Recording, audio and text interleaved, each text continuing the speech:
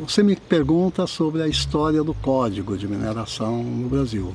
O Código é aquela lei, a legislação que regulamenta essa atividade extrativa mineral.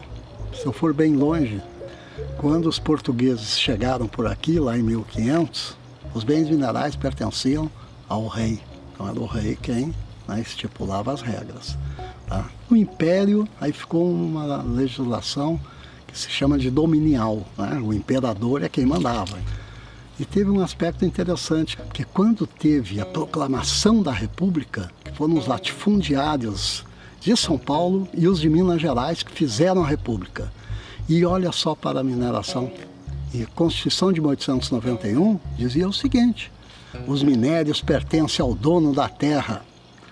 Quer dizer, o dono da terra era dono das vacas, das árvores e dos minérios que tinha ali. Tá? Isso só veio a mudar depois da Revolução de 30, com Getúlio Vargas.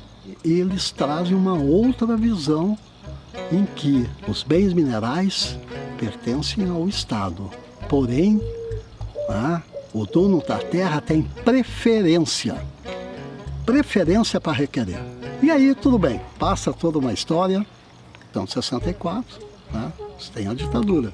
Os militares, com toda uma preocupação deles e das elites brasileiras, da burguesia brasileira, com o avanço do Jango, naquela época, João Goulart.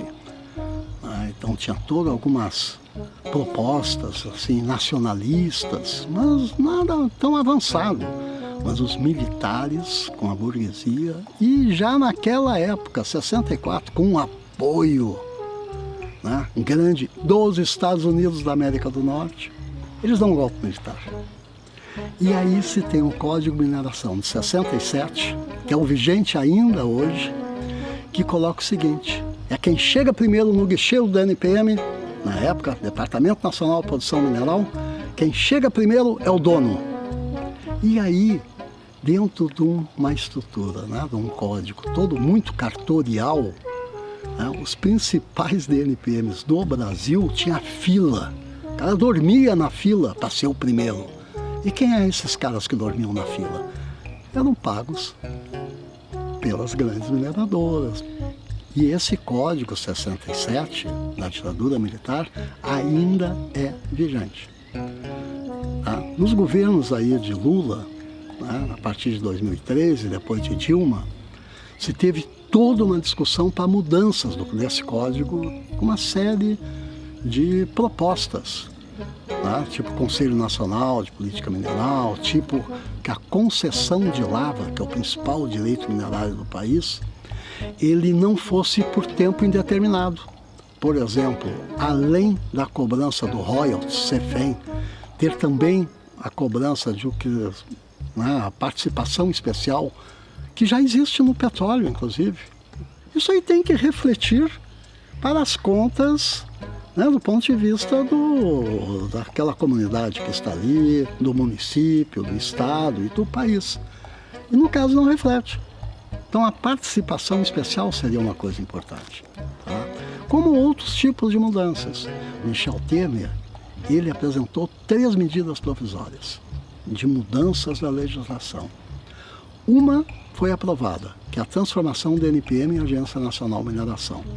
Uma outra também foi aprovada, que se referia à CEFEM, ao royalties, alterando algumas questões em relação à CEFEM. E tinha uma das medidas provisórias, 790, que era a mudanças mais do Código de Mineração mesmo, alguns aspectos do Código de Mineração. Esta não foi aprovada, essa medida provisória do Temer, governo Temer. Então, o Código de 67 continua sendo o código vigente. E nesse momento de fim de governo, isso já no ano passado e agora, é uma questão muito séria de se acompanhar no Congresso Nacional essa ideia de mudanças no Código de Mineração de 67, que fica sem se saber exatamente quais são as mudanças que estão pretendendo fazer.